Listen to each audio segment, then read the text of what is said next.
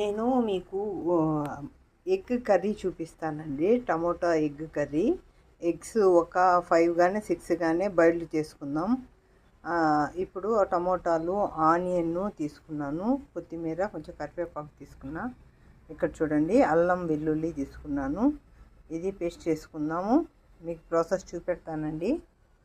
ఇప్పుడు మనము ఆవాలు వేసుకుందామండి. ఆయిల్ కాగింది కదా, ఆవాలు వేసుకుందాం.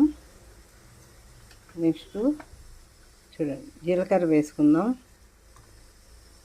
మీకు శనగపప్పు ఇష్టంగా తినే వాళ్ళైతే శనగపప్పు కొంచెం ఎక్కువే వేసుకోండి. నేను కొంచెం ఈ కర్రీలోకి శనగపప్పు చాలా బాగుంటుందండి.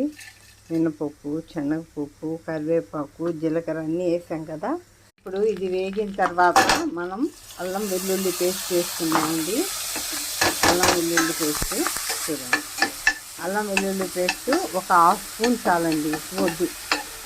మళ్ళీ అల్లం వాసన, వెల్లుల్లి వాసన వస్తుంటుంది, అందుకని కొద్దిగా చాలు. ఇప్పుడు మనం ఆనియన్ వేసుకున్నాం. మనకి ఆనియన్ చూడండి ఈ మాత్రం వేగితే సరిపోతుంది. మనము కట్ చేసి పెట్టుకున్న టమోటో వేసుకున్నాం. కట్ చేసి పెట్టుకున్న టమోటాలు మనం ఈ టమోటాలు అన్నీ కూడా వేగనిద్దాం. వేగనిచ్చి టమోటాలు వేసిన తర్వాత మిరప్పొడి, 1 స్పూన్ మిరప్పొడి వేసుకుందాం. మీకు ఇప్పుడు ఎగ్ కర్రీ ఇలా ఉడికింది కదండి. ఇలా ఉడికిన తర్వాత మీరు చూడండి, ఇది జీలకర్ర పౌడరు కొంచెం వేపి పొడి చేసి పెట్టుకుంటాను.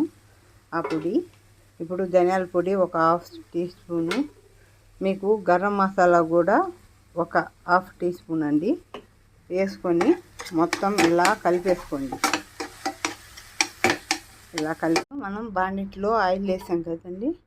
ఇది చూడండి, మిరప్పొడి, కొంచెం ఉప్పు వేసి మనము ఈ గుడ్లు ఉడకపెట్టుకున్నాం కదా, ఈ గుడ్లన్నీ వేసేద్దాం. గుడ్లన్నీ వేసిన తర్వాత బాగా కొంచెం వేగిన తర్వాత మనము ఫైనల్గా చూడండి, వేసేసుకున్నాం కదా. వేసేసుకున్న తర్వాత కొంచెం కొత్తిమీర జల్లేసుకున్నాం. కొత్తిమీర చల్లేసిన తర్వాత గ్యాస్ ఆపేస్తామండి. చాలా బాగుంటుంది అది.